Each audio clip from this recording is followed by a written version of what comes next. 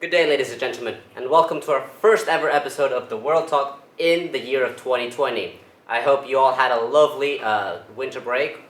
And, well, over the holidays, we've had several new developments in the political world, especially between the US and Iran, and we will get to that. Anyway, today's lineup for today is we're going to be discussing the Iranian-US tensions and an opinion piece for today about how it is, after the Trump presidency, the death of the Republican Party in the U.S. as we know it today. Yeah. So obviously, there's been some major developments in this. For our Iran piece, we have been having some very sort of almost illegal activities that have been happening between the CIA and the Iranian government and military staff. So the CIA has assassinated the Iranian general Soleimani by missile strike as he was leaving the Iraq International Airport. That's not a pleasant way to go. That really isn't. Not really. Yeah. So his convoy was struck by multiple missiles, and unfortunately, depending on how you look at it, the general is no longer with us, and his burial will be held in his hometown. It has been held as in hometown with approximately millions of attendees, although I wouldn't be surprised if this happens to be like Trump's inauguration, which said I had more than President Obama, and he had significantly less. Yes, exactly. The media in Iran is very heavily state-controlled, so the information that we are getting may or may not be accurate. But as far as images can tell, there are at least thousands of people there. And why do you think President Trump did the airstrikes in the first place? Do you think it was aggravated by Iran? Well, it may not have been aggravated by Iran itself, but a few weeks prior, the U.S. embassy was actually bombed by Iraqi protesters, and it was believed to have been backed by Iran. So it's sort of seen as a retaliation by the U.S. government. But in response to that, Iran has decided to cruise missile strike two Iraqi and U.S. bases inside Iraq, Erbil and Al-Assad. Then they are west of Baghdad. Fun fact, one of those bases is called the Cupcake Base, and I just find it hilarious for a military base. Anyways, this is a serious note, it's no joking matter. Donald Trump did, of course, send the strikes, as you said, because there was bombs going off and attacks on the U.S. embassy. And his other reasoning is because General Soleimani of Iran also murdered hundreds of American workers over there in Iran. So this has, of course, led to increased tensions between the United States and Iran, already shaky relations, with Europe caught in the middle. Yes, and unfortunately, the president has actually threatened to target religious sites in Iran, which, for those of you who don't know, is an international war crime. Yeah. According to the Charter of the UN, which every single nation on earth signed, if you attack another nation without it attacking you or without there being reasonable cause, it is actually a war crime. So far, the U.S. has not committed a war crime, as they said General Soleimani was going to pose more threats and attacks towards U.S. citizens in Iran. However, if it's investigated and it turns out not to be true, this, of course, will lead to the U.S. and Donald Trump being considered war criminals. Man, I don't think we've ever had a president not only considered to be a war criminal, but also be impeached in one term. Yes. Now, the U.S. bases that you said about Erbil and Al-Assad in Iraq. Now, Iraq is a friend of Iran and of the United States. So just like Europe, it's caught in the middle. And it seems to be siding with Iran, demanding the U.S. forces be kept out of Iraq and saying the U.S. went too far. What do you think? Do you think the U.S. went too far this time?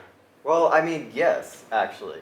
They assassinated an Irani general, and he's one of the higher-ups. He was considered one of the best generals in Iran. And obviously, for military purposes, it's a good strike, because you've killed this leading tactician. But on the case of diplomatics, a diplomatic standpoint, it's a very slippery slope, and it can have serious ramifications in the international community. I believe if General Soleimani was proposing attacks on more U.S. citizens and buildings within Iran, the airstrike was justified. He, of course, as we know here in the Western world, and won't like to admit it over there in the Middle East, he was not a good man.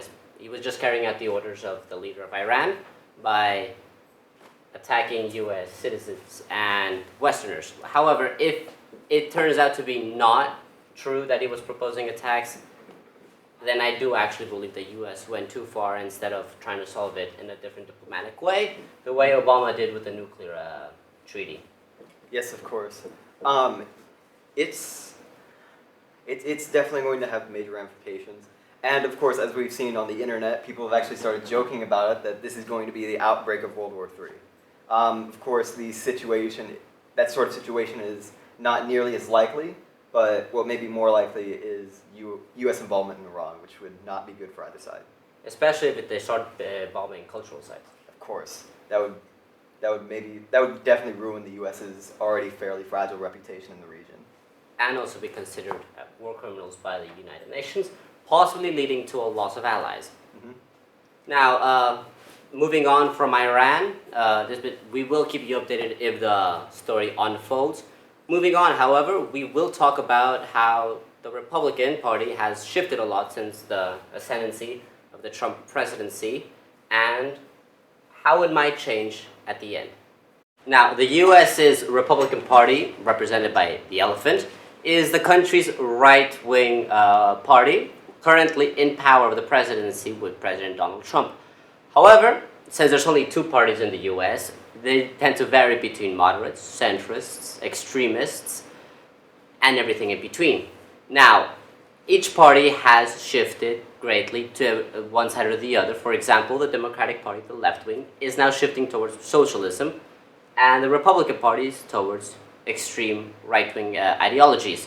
Now, the GOP, Grand Old Party, or the Republican Party, has shifted a lot since its inception, with the party being created by Abraham Lincoln. Before, it used to be the Party of Liberation of Slaves and for companies, and now it has been taken to the extreme by President Donald Trump. Now, this is going to be an opinion piece about my opinion and Aiden's opinion here on the polarization and radicalization of the Republican Party between the Republicans, Democrats, and within the Republican Party in itself. So, Aiden, what are your opinions on the Republican Party? Well, obviously, because the U.S. has two parties, the Republican represents everything right of center. So, that means it's almost like a coalition of conservatives and alt-rights and libertarian rights. There are generally no extreme sort of politics inside of each party. So, the Democratic Party tends to have few to no hardline communists. And the Republican Party tends to have few to no hard-right Nazis, or fascists, exactly. But you classify yourself as a Republican, right? Generally, yeah. In terms of election, I suppose I would agree with them slightly more. Are you moderate, centrist? I view myself as a libertarian, but I am definitely more libertarian, sort of. I'm slightly libertarian, right? So, yeah. I also classify myself as a Republican person. I am moderate, centrist Republican. Anyways, that's not the case for the current president of the U.S. now, is it? Of course not. Where would you put him in the Republican Party? Well, I've seen some political compasses where they take the sort of overall political views of Donald Trump, and it generally tends to put him in the authoritarian right center. So that's obviously a very sort of interesting corner of the map. But it does definitely help give everyone a general idea of where someone is. Exactly. And ever since President Donald Trump and his radical views and policies came into power, it has been pretty downhill for our side of the Republican Party. Ever since he took office, all the moderate Republicans, the centrist Republicans, the libertarian Republicans have either switched to the Democratic side or left politics altogether, leaving the Republican Party to be the party of far right-wing extremists and evangelicals. Yes, exactly. And this has had major consequences on the rest of the U.S. government, specifically in the Senate. The Senate likes to sort of use these tactics nowadays, and their favorite is the filibuster, where they can block a vote so long as it doesn't get more than 60 votes. And you can really see sort of the increase in the use of this, especially over time. So during Eisenhower's presidency, there were a total of two entire filibusters. But during Obama's presidency, there were upwards of 580. And it really helps show the increased political polarization of each side, and like they're no longer willing to compromise. So if the Democrats want to pass a bill and it'll, let's say, give companies new environmental regulations, the Republicans may not want that, so they filibuster it, and what ends up happening is the bill will most likely die. Exactly. This is all due because of this man, President Donald Trump. Now, he of course has been the most controversial president the U.S. has had in a long time. He has taken the party of Abraham Lincoln from our side of the Republican Party and made it his own. And now the question here we're going to discuss today is what's going to happen to the GOP when he leaves office? Well, obviously, this process wasn't just under 3 years. The Republicans have been slowly radicalizing ever since 2000. But especially now that Donald Trump is in office, you've seen a very steady increase in the far-right politics inside of the Republican Party. Exactly. Now, with all the moderate Republicans gone, not there to balance the right-wing politics of the Republican Party, the Republican Party has essentially become not relevant to the times we live in anymore within the U.S. and in the world, especially as can be seen with what happened in Iran and his responses, his childish behavior, his Twitter tweets. And well, what I hope for is when he finishes presidency, whether it be here now in 2020 or in 2024 if he gets reelected, that the party will revert back to the party of Abraham Lincoln with modern views. What about you? I would love that to happen. Like, trust me, the Republican Party from 100 years ago, or more like 150 years ago, would definitely be a preferable alternative to what's going on now. But unfortunately, I don't see it happening in just one presidential term. It took a long time for the Republicans to be here, and it's going to take a long time for them to get out of it. But this is where I disagree with you. Because when Hillary Clinton lost the election in 2016, her vision for the Democratic Party, which was a more centrist version, do you see that existing right now in all the candidates we see in the primaries?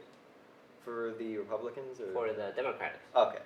I mean, I do definitely see some more sort of centrist, but Hillary Clinton wasn't a sort of representative of the entire Democratic Party back in 2016.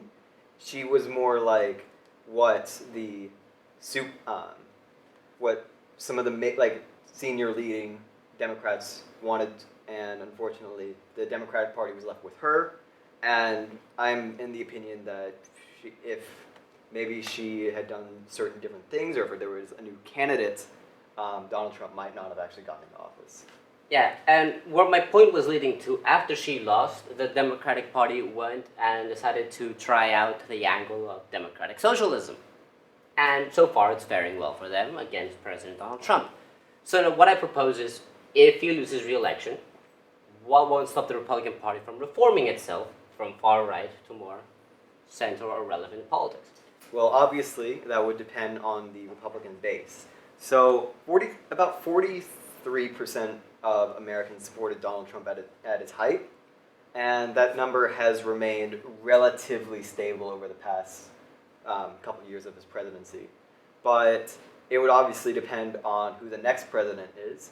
So I'm going to predict that if Bernie Sanders wins, the Republicans will probably become more reactionary because of it. And you might actually see an increase in these far-right politics so that in their eyes, they're blocking the communist takeover of America. And I'm putting all that in quotes. But that's pretty a safe bet to put it all in quotes. And now, the bills that President Donald Trump proposed, or what he said about relevant global-wide issues such as climate change, also reflect how the party is not relevant to our times. According to him, climate change ain't real. yeah, it's an unfortunate side effect. It's also a terrible, terrible thing that we've let someone who doesn't fully believe in vaccines either to like come into office. He made a tweet a few months ago questioning the legitimacy of people who say that vaccines do not cause autism, and they don't.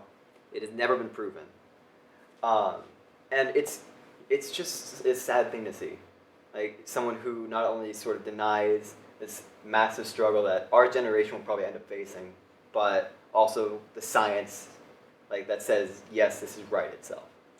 Exactly. Now, while we hope he won't get reelected in 2020, the events that have unfolded in Iran could say otherwise. Apparently, his killing of General Soleimani could improve his chances of re-election. Yeah, but it could also not. It could definitely go either way. About 25% of Americans believe that war with Iran is going to be a good thing. So the war support in the U.S. is not very high at the moment. That is if we go to war. If the U.S. doesn't go to war and it's just the action of the airstrike that killed Soleimani, there he might have more support, Yes, especially within his own base or more moderate Democratic. I suppose, but it would just depend on how many Americans see this as we're killing terrorists. But I mean, it's The data we got from his what could possibly help his re-election is in 2011, the then president got a boost in his approval numbers after he declared war on Al-Qaeda. And for most major wars the U.S. has fought in, excluding the Vietnam War, the sitting president has gotten more support and more traction and was more likely to win a second term in office true. if they were up for re-election. True, but I feel like there's another part that you're missing, though. You're missing the part where after Bush's popularity spiked, which was in about 2002, 2003, whenever he started going into the Middle East, the war support very, very steadily declined until by the end of it, his popularity was really low, to where even if he had run a third term, he would have never made it. Exactly. So we hope what happened to Bush will happen to President Donald Trump. At least I hope so. Yeah. And hope so come too. November 3rd, even if he ends up being the Republican childhood primary winner to face other Democratic, I will not be voting for Donald Trump. How about you? Definitely not. Anyways, that's all we have for today. I hope you enjoyed our opinion piece here on the Republican Party and how our hopes for it in the future. And be sure to tune in next week. And if any major things happen in the Iran-U.S. tension story, we will of course cover them here. And we will see you next time on the World Talk. Bye, everyone.